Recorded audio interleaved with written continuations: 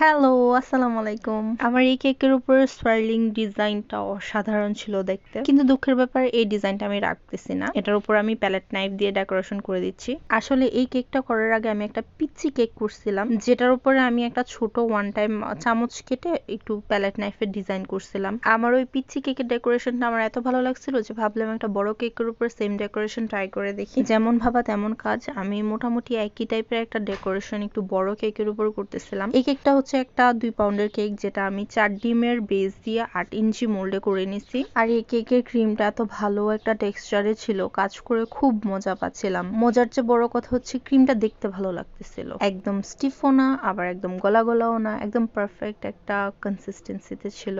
Glossy glossy and silky smooth একটা look ছিল overall. Anyways, যে কেক থেকে ইন্সপিরেশন নিয়ে এই কেকটা করতেছিলাম, ওটার উপরে যে ফ্লাওয়ার গুলা করা হয়েছিল ওগুলার পাপড়িগুলা কেমন জানি কুচি করে পড়ে থাকে। হয়তো আমি ড্রিমি ডেজার্টের আপুর পেজে ওরকম ফ্লাওয়ার দেখছিলাম, ওই ফ্লাওয়ারটা দেখার পর থেকে আমার করার ইচ্ছা ছিল, কিন্তু এখানে আমি অনেকবার ট্রাই করেও কুচি কুচি করে যে পাপড়িগুলা ফালাই ওটা ফালাইতে পারতেছিলাম না। পরে ভাবলাম যে আচ্ছা ঠিক আছে, যেমন হচ্ছে হোক। এই কেকটা আমি আমার একটা পিচ্চি কাজিনের বার্থডেতে বানাচ্ছিলাম। আমার অনেক অনেক অনেক কাজিন আলহামদুলিল্লাহ, তবে সব কাজিনের মধ্যে এই কাজিনগুলা যে কেন আমার জন্য এত পাগল, আই হ্যাভ নো আইডিয়া। আমি ভীষণ কাঠখোট্টা টাইপের একটা মানুষ। আগ বাড়িয়ে আহ্লাদ করা বা আহ্লাদি কণ্ঠে কথা বলা আমার দ্বারা ইম্পসিবল, কিন্তু তারপরও আমার এই কাজিন গুলো আমার খুবই পছন্দ করে। আর আমার ধারণা এর কারণ হয়তো হচ্ছে ওদের মায়েরা। আমি কারোর সাথে খুব বেশি অন্তরঙ্গতা বজায় রাখা চলতে পারি না, কিন্তু তারপরও আমার এই খালামণি গুলো আমার খুবই আদর করে। মানে ওদের হসপিটালিটি আর আন্তরিকতা অন্য লেভেলের। আমার এই টাইপের মানুষগুলো এত ভালো লাগে। I really wish I could be like them.